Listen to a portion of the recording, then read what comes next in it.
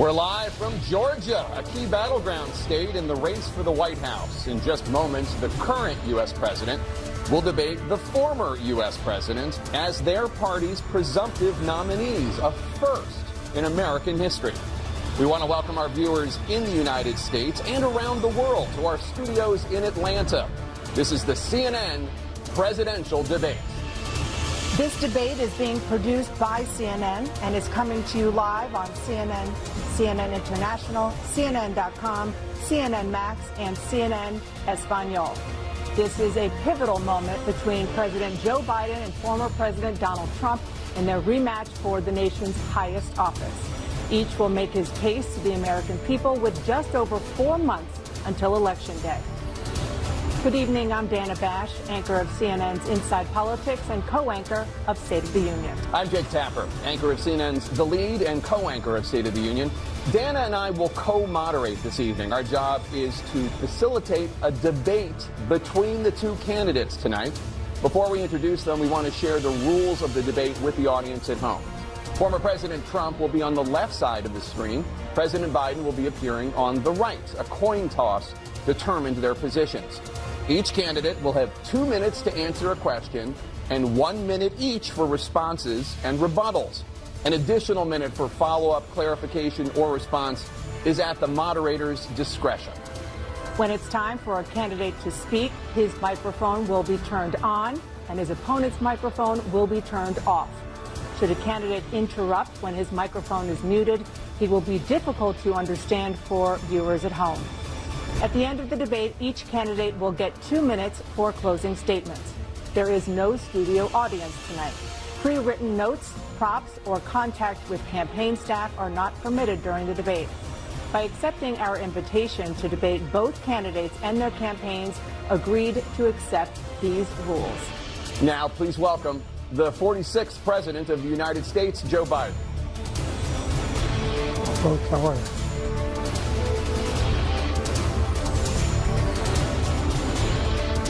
Great to be here. Thank you. And please welcome the 45th President of the United States, Donald Trump.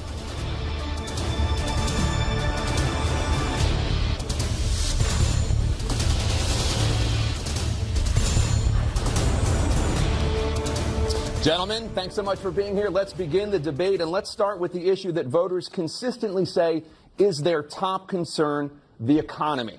President Biden, inflation has slowed, but prices remain high. Since you took office, the price of essentials has increased. For example, a basket of groceries that cost $100 then now costs more than $120. And typical home prices have jumped more than 30%. What do you say to voters who feel they are worse off under your presidency than they were under President Trump? We got to take a look at what I was left when I became president, what Mr. Trump left me. We had an economy that was in free fall. The pandemic was so badly handled. Many people were dying. All he said was, it's not that serious. Just inject a little bleach into your arm. You'll be all right. The economy collapsed. There were no jobs. Unemployment rate rose to 15%. It was terrible. And so what we had to do is try to put things back together again. And that's exactly what we began to do. We created 15,000 new jobs. We brought out the position where we have 800,000 new manufacturing jobs. But there's more to be done. There's more to be done. Working class people are still in trouble. I come from Scranton, Pennsylvania. I come of households where the kitchen table, if the things weren't able to be met during the month, it was a problem. Price of eggs, the price of gas, the price of housing, the price of a whole range of things. That's why I'm working so hard to make sure I deal with those problems. And we're going to make sure that we reduce the price of housing. We're going to make sure we build 2 million new units. We're going to make sure we cap rents so corporate greed can't take over. The combination, what I was left with in corporate greed, is the reason why we're in this problem right now. In addition to that, we're in a situation where if you take a look at all that was done in his administration, he didn't do much at all. By the time he left, things were in chaos, literally chaos. And so we put things back together. We created, I said, those jobs. We make sure we had a situation where we brought down the price of prescription drugs, which is a major issue for many people, to $15 for a insulin shot as opposed to $400. No senior has to pay more than $200 for any drug, all the drugs they can include beginning next year. in the situation is and we're going to make that available to everybody, to all Americans. So we're working to bring down the price around the kitchen table, and that's what we're going to get done. Thank you. President Trump? We have the greatest economy in the history of our country. We have never done so well. Everybody was amazed by it. Other countries were copying us. We got hit with COVID, and when we did, we spent the money necessary so we wouldn't end up in a Great Depression, the likes of which we had in 1929. By the time we finished, so we did a great job. We got a lot of credit for the economy, a lot of credit for the military, and no wars, and so many other things. Everything was rocking good. But the thing we never got the credit for, and we should have, is getting us out of that COVID mess. He created mandates that was a disaster for our country. But other than that, we had given them back a country where the stock market actually was higher than pre-COVID, and nobody thought that was even possible. The only jobs he created are for illegal immigrants and bounce-back jobs, a bounce-back from the COVID. He has not done a good job. He's done a poor job, and inflation's killing our country. It is absolutely killing us. Thank you. President Biden? Well, look, the greatest economy in the world, he's the only one who thinks that, I think. I don't know anybody else who thinks he had the greatest economy in the world. And, you know, the fact of the matter is that we find ourselves in a situation where his economy, he rewarded the wealthy. He had the largest tax cut in American history, $2 trillion. He raised a deficit larger than any president has in any one term. He's the only president other than Herbert Hoover who's lost more jobs than he had when he began, since Herbert Hoover. The idea that he did something that was significant. And the military, you know, when he was president, they were still killing people in Afghanistan. He didn't do anything about that. When he was president, we were still finding ourselves in a position where you had a notion that we were this safe country. The truth is, I'm the only president this century that doesn't have this decade, that doesn't have any troops dying anywhere in the world like he did. President Trump, I want to follow up if I can. Am I allowed to respond to him? Well, I'm going to ask you a follow-up. You can do whatever you want with the minute that we give you. I want to follow up. You want to impose a 10% tariff on all goods coming into the U.S. How will you ensure that that doesn't drive prices even higher? It's not going to drive them higher. It's just going to cause countries that have been ripping us off for years, like China and many others, in all fairness to China. It's going to just force them to pay us a lot of money, reduce our deficit tremendously, and give us a lot of power for other things. But he made a statement. The only thing he was right about is I gave you the largest tax cut in history. I also gave you the largest regulation cut in history. That's why we had all the jobs. And the jobs went down, and then they bounced back, and he's taking credit for bounce-back jobs. You can't do that. He also said he inherited 9% inflation. No, he inherited almost no inflation, and it stayed that way for 14 months.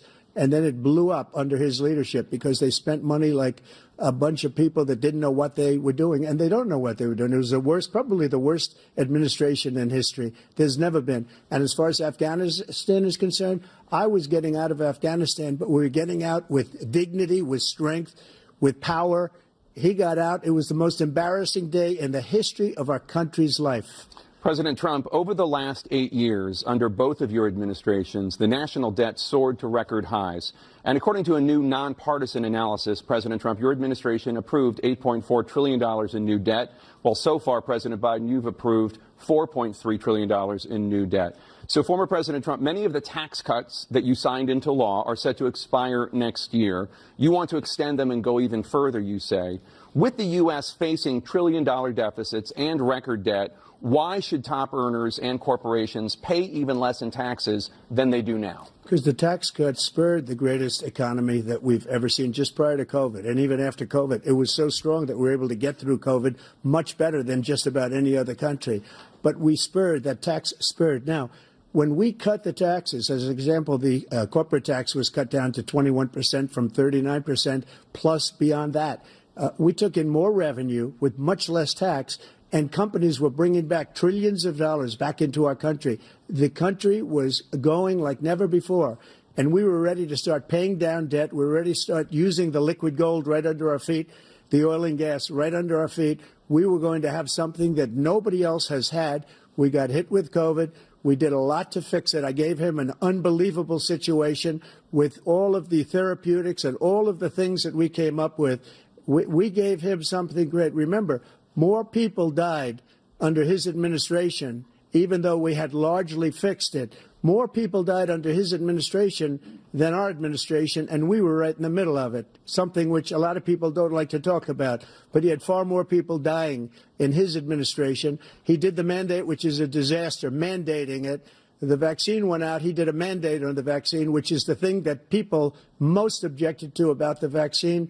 And he did a very poor job, just a very poor job. And I will tell you, not only poor there, but throughout the entire world, we're no longer respected as a country. They don't respect our leadership. They don't respect the United States anymore. We're like a third world nation between weaponization of his election, trying to go after his political opponent. All of the things he's done, we've become like a third world nation, and it's a shame. The damage he's done to our country, and I'd love to ask him, and will, why he allowed millions of people to come in here from prisons, jails, and mental institutions to come into our country and destroy our country. President Trump, we will get to immigration later in this block. President Biden, I want to give you an opportunity to respond to this question about the national debt. He had the largest national debt of any president in a 4-year period, number one. Number two, that $2 trillion tax cut benefited the very wealthy. What I'm going to do is fix the tax system. For example, we have 1,000 trillionaires in America. Billionaires in America. And what's happening? They're in a situation where they, in fact, pay 8.2% in taxes.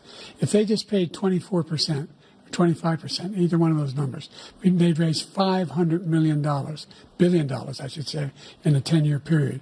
We'd be able to wipe out his debt. We'd be able to help make sure that all those things we need to do, child care, elder care, making sure that we continue to strengthen our health care system, making sure that we're able to make every single solitary person eligible for what I've been able to do with the COVID, with dealing with everything we have to do with, look, if we finally beat Medicare. Thank you, President Biden. President Trump?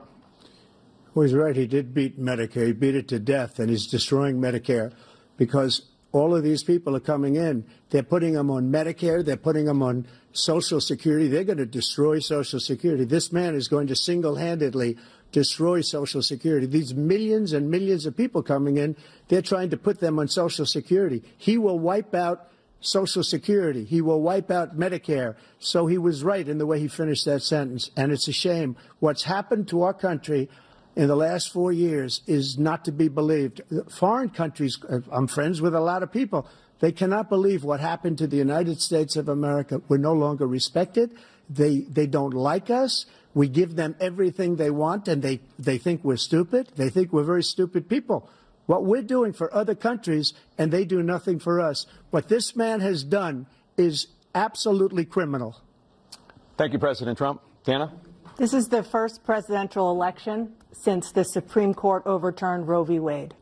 This morning, the court ruled on yet another abortion case, temporarily allowing emergency abortions to continue in Idaho, despite that state's restrictive ban. Former President Trump, you take credit for the decision to overturn Roe v. Wade, which returned the issue of abortion to the states. Correct. However, the federal government still plays a role in whether or not women have access to abortion pills. They're used in about 2/3 of all abortions. As president, would you block abortion medication? First of all, the Supreme Court just approved the abortion pill, and I agree with their decision to have done that, and I will not block it. And if you look at this whole question that you're asking, complex but not really complex. 51 years ago, you had Roe v. Wade, and everybody wanted to get it back to the states. Everybody, without exception. Democrats, Republicans, liberals, conservatives. Everybody wanted it back. Religious leaders. And what I did is I put 3 great Supreme Court justices on the court, and they happened to vote in favor of killing Roe v. Wade and moving it back to the states. This is something that everybody wanted. Now, 10 years ago or so, they started talking about how many weeks and how many this, getting into other things. But every legal scholar throughout the world, the most respected, wanted it brought back to the states. I did that. Now the states are working it out. If you look at Ohio, it was a decision that was an end result that was a little bit more liberal than you would have thought. Kansas, I would say the same thing. Texas is different. Florida is different. But they're all making their own decisions right now. And right now, the states control it. That's the vote of the people. Like Ronald Reagan, I believe in the exceptions. I am a person that believes. And frankly, I think it's important to believe in the exceptions. Some people, you have to follow your heart. Some people don't believe in that. But I believe in the exceptions for rape, incest, and the life of the mother. I think it's very important.